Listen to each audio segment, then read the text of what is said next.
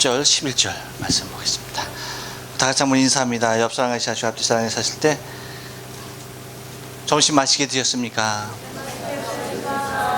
네, 다시 한번 인사합니다. 오후에도 뵈니까 참 좋습니다. 이 시간에 우리 처음 뵙고 함께 예배하는 분이 있어서 따로 광고 시간이 없기 때문에 소개를 좀 할게요. 우리 서울 동대문에서 사시는데 뉴사운드 교회 우리 우창수 씨, 이게 여행을 오셨습니다. 우리 한번 박수로 환영하겠습니다. 감사합니다. 고맙습니다. 언제 오셨어요? 어제 오셨어요? 언제 가세요? 내일 가십니다. 어제 왔다가 내일 가는데 오늘 하루밖에 여행할 시간이 사실 없는데 예배하시고, 감사합니다. 예배하시러 여기까지 와주시고. 어떻게 좋은 여행 되고 계세요? 그래요. 감사합니다. 날씨가 많이 덥죠? 그래도 우리 우창수 씨 오셔서 날씨가 조금 기온이 내려간 거예요. 대단했었어요. 감사합니다. 오늘 찬양은 한 세대 전 찬양으로 찬양을 많이 하셨네요. 다들 좋아하시네. 다들 옛날 분만 계셔서 다들 옛날 찬양 나오니까 굉장히 좋아하시는 것 같아요. 역시 젊은 애들은 아까 우리 찬양인 것처럼 그런 찬양이 좀 어울리고 마음에 와닿는 것 같고, 그러니까 찬양을 인도하시는 전도사님도 이 세대 간의 이 조화를 이루려고 굉장히 무던히 애쓰는 모습이 보여요. 때로는 좀 안타깝기까지 하고 그래요. 애 많이 쓰셨어요. 감사합니다. 여러분, 우리가 이 삶을 살다 보면 내가 귀하게 여기는 것과 귀하지 않게 여기는 것으로 구분되어지는 것을 바라보게 되어져요. 나에게 귀한 것이 무엇이 있는가 한 번쯤 우리가 생각해 볼 필요가 있을 것 같습니다. 나는 무엇을 귀하게 여기는가 라고 하는 거예요. 여러분 지금 귀하게 여기는 것, 여러분의 생각 중에 떠오르는 것 있습니까? 근데 나는 귀하게 여기는 것이 없네요, 특별하게 떠오르는 것이 없어요 라고 하시는 분들도 있을 줄로 알아요. 근데 그분들도 나름 귀하게 여기는 것이 있습니다. 근데 그것이 무엇인지 내가 지금 찾아내지 못할 뿐이에요. 여러분 자신에게 귀한 것을 여러분의 쪽 힌트를 드릴게요. 그것은 뭐냐면, 귀한 것은, 우리 각자에게 귀한 것은 다른 것이 아니에요. 곧 나 자신의 마음이 가 있는 것, 내 마음이 어디로 가 있느냐, 그것이 나에게 있어서 가장 귀한 것이 되는 거예요. 좀 더 강한 표현을 쓰자면 내 마음을 빼앗고 있는 것이 무엇이냐라고 하는 거예요. 내 마음이 어디에 빼앗겼느냐, 무엇에 사로잡혀 있느냐, 이것이 여러분 내가 귀하게 여기는 것이 될 수가 있다는 거예요.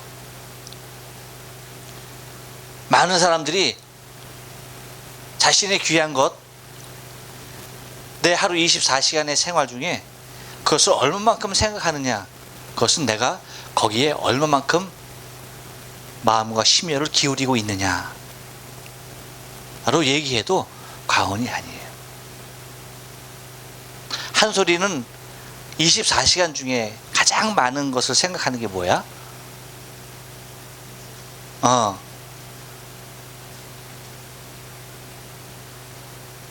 솔직히 얘기해. 공부. 우리 한솔이가 더 마음에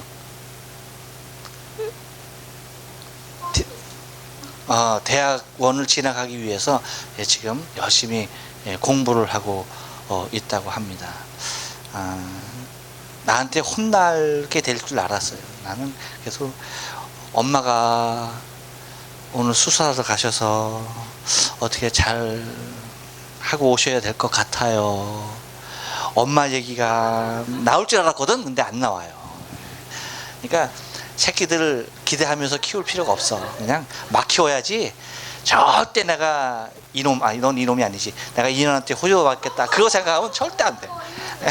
그건 시험 들어요. 절대 안 돼. 절대. 그래 너는 그냥 네 인생 살아라. 그래 나는 내 아버지의 삶을 살겠다. 이 각오로 아이를 키우지 않으면 요새는요, 아유 세대가 달라져서요 안 돼요. 우리 김창국 시장님도 우리 한월이하고 우리 예지, 물론 이제 우리 한월이하고 예지는 너무나 착해서 그렇게는 안 할 거야. 그래도 너무나 큰 기대를 갖고 있으면 안 돼. 근데 집사님은 아예 기대 자체를 안 하는 것 같아. 너무나 일찌감치 포기하신 것 같아서 내가 좀 마음이 좀 저거 해. 조금은 기대를 좀 하시고. 예지야, 너의 마음을 사로잡고 있는 게 뭐냐?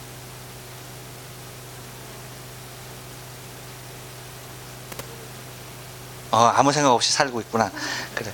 물론 그럴 수도 있어요. 우리 생각을 아무것도 안 하고 그냥 우리의 삶의 일상에 쫓겨서 우리가 살아갈 수도 있습니다. 그런데 많은 사람들이 내가 무엇에 정복되어져 있는지 모르는 채 살아가는 것이 사실은 굉장히 많아요.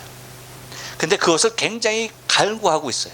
그것을 굉장히 갈구함에도 불구하고 그것이 무엇인지 모르고 놓치고 살아가는 경우가 많다는 거예요.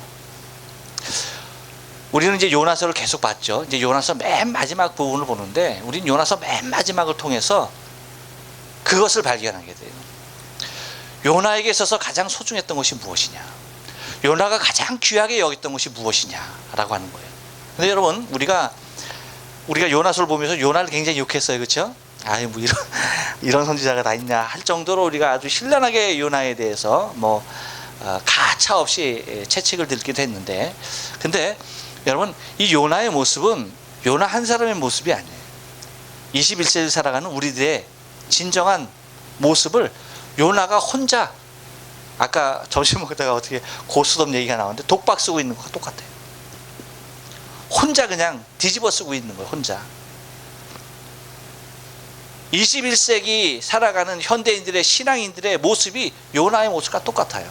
하나님 앞에 있지만 하나님 앞에 사명을 받았다라고 하나님의 자녀라고 하고 하나님의 일을 내가 감당한다고 하면서 선교의 현장에 있지만 뭐 하는 겁니까 여러분? 하나님의 소원을 이루는 삶이 아니라 내 만족, 내 감정에 치우쳐진 삶을, 그래서 내가 원하는 것을 향하여서 그렇게 달려가는 사람들이 얼마나 많은지 모른다는 거예요. 명분은 하나님의 일이에요. 하나님께서 내게 주신 사명을 이루겠다라고 하는 것이 분명한 명분입니다. 대내적으로 내놓는 거예요. 그런데 그 내면을 바라보면 빙자하는 거예요. 그것을 빙자해서 철저하게 자신의 소원을 이루어가는 삶을 살아가고 있는 것들을 봐요.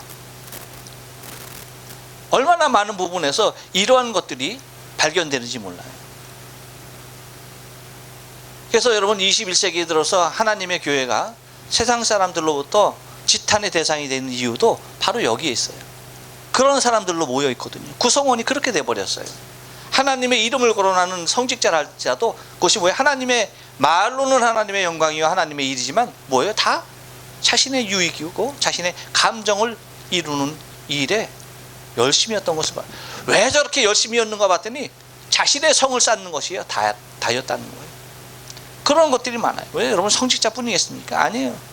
우리 평신도들의 삶 가운데서도 마찬가지예요.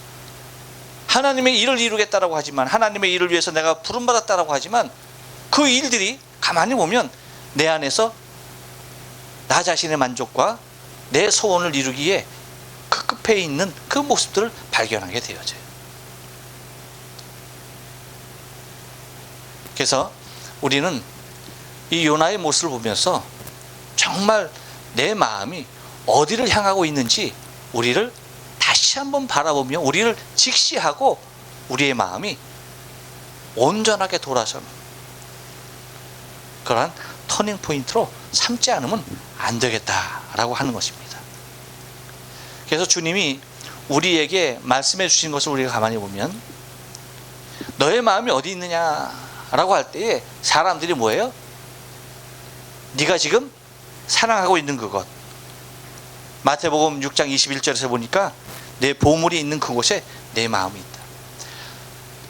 과연 나의 보화는 무엇일까? 라고 할 때에 그것이 너를 붙잡고 있다라고 하는 거예요. 너의 마음이 거기에 다가 있다라고 하는 거예요. 요나에게 있어서 보물은 뭐였습니까? 요나에게 있어서 보화는 뭐였습니까? 다른 것이 아니었어요. 오늘 주님께서, 여호와께서 말씀하시는 박넝쿨 하나였고요. 그 박넝쿨이 왜 그렇게 그에게 보화였고 그렇게 소중한 것이었느냐라고 한다면, 그것은 자신의 야망, 자신의 감정을 해소하고 자신의 뜻을 이루는 데에 아주 큰 유익을 주고 자기를 그 소망으로 더 매진하게 했던 박넝쿨이었기에 그것을 그렇게 사랑했다라고 하는 것입니다. 곧 자신의 감정을 이루는, 자신의 감정이 성취되어지는, 자신의 소원이 이루어지는 그 부분에 있어서 그렇게 열심히 그쪽으로 달려갔었다는 것입니다. 우리는 오늘 본문 말씀 11절 말씀 속에서 그렇다고 한다면 여호와께서는 무엇을 보화로 삼고 있는지에 대해서 우리에게 아주 적나라하게 표현을 해주고 있습니다. 그것이 뭐냐면, 주님은 먼저 그 성에 좌우를 분변치 못하는 자가, 그러니까 어린아이들만 하더라도 12만여 명이 넘는다라고 말하는 겁니다. 그 당시 여러분, 이스라엘 선민의 개념으로서는 하나님의 이 말씀은 납득이 가지 않는 말씀이에요. 자신들의 하나님이 자신의 민족을 억눌렀고 지배했고 그리고 정복했던 그 원수의 나라를 이렇게 사랑하고 어쩌면 나보다도 더 사랑하는 듯한 이러한 표현은 이스라엘 백성으로서는 도저히 용납지 못하는 표현이지만, 주님께서 그 마음이, 당신의 마음이 무엇에 가 있었는지에 대해서 분명하게 주님은 밝히고 있다는 것입니다. 그것은 다름이 아니라 생명이었어요. 좌우를 분별치 못하는 12만여 명의 아이들, 그리고 짐승들까지 주님께서 거론하는 것은 무엇이었습니까? 철저하게 생명이었어요.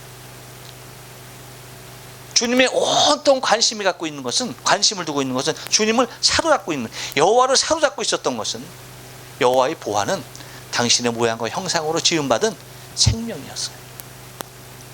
우리 인생을 사랑하는 그 모습이었어요. 여러분, 우리가 때로는 이성의 눈을 멀기도 합니다. 그렇죠? 때로는 물질의 눈이 멀기도 해요. 또 인생이 명예 가운데 한번 사로잡히기도 합니다.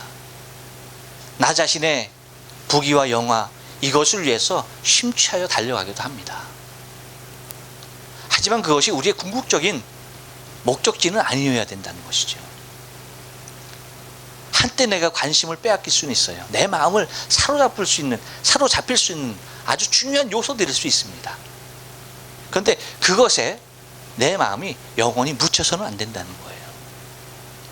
그것이, 지금 내 마음을 빼앗으려고 하는 그것이 오히려 내가 그것을 통하여서 하나님께서 사랑하는 생명을 향한 하나님의 마음으로 작용될 때, 여러분, 이성은 또 하나의 주님께서 바라보는 생명으로 보일 수가 있는 것이고, 물질은 더 많은 생명들을 구원하기 위해 정말 하나님께서 귀하게 사용하시는 수단으로 변할 수도 있는 것입니다.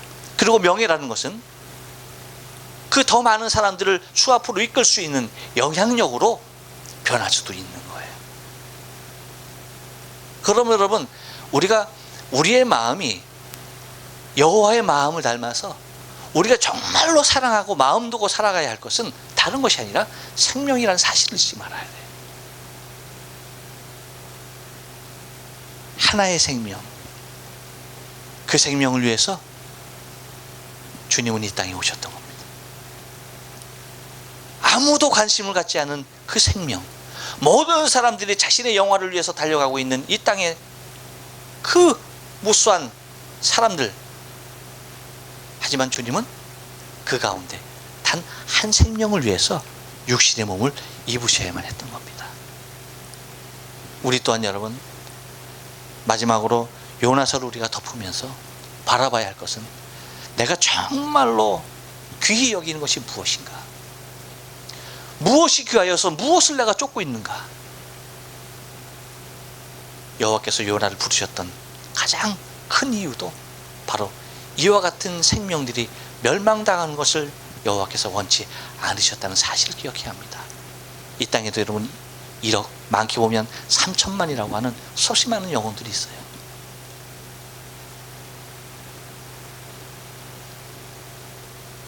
어제 그제 아베 총리가 우리가 원하는 단어는 사용했지만 그것이 정말 일본이 자행했다라고 하는 주격이 빠진 말로서 아시아에 있는 많은 나라, 피해를 받던 그런 나라들의 마음을 다시 한번 아프게 했습니다. 그것 때문에 어쩌면 우리 대한민국은 일본을 향한 민족적인 감정이 더 크게 앞장설 수 있어요. 여러분, 그렇지만 우리가 우리의 감정으로 봐서는 안 돼요. 어떻게 봐야 합니까? 여호와의 마음으로 봐야 합니다. 여호와께서 1억 3천만 영혼들을 사랑하고 계셔요. 우리는 요나와 같이 빨리 저 후지산이 터져야 되는데 저 터질 듯 말 듯 하면서 속색인다. 여러분, 그러면 안 되죠. 우리가 여기 곳에 살아서 우리의 생명을 위한 것이 아니라, 그렇죠? 하나님께서 그 뜻을 이루기를 원하는 그 모습으로 나 자신과 우리나라, 우리 민족이 더 귀한 모습으로 더 많은 여호와께서 원하는 그 생명들을 살리는 모습의 나라와 민족, 그리고 우리 한 사람 한 사람이 되어줘야 할 줄로 믿습니다. 그것이 저와 여러분의 마지막 주님 오실 때까지 달려가야 할 귀한 길임을 믿습니다. 기도하십니다.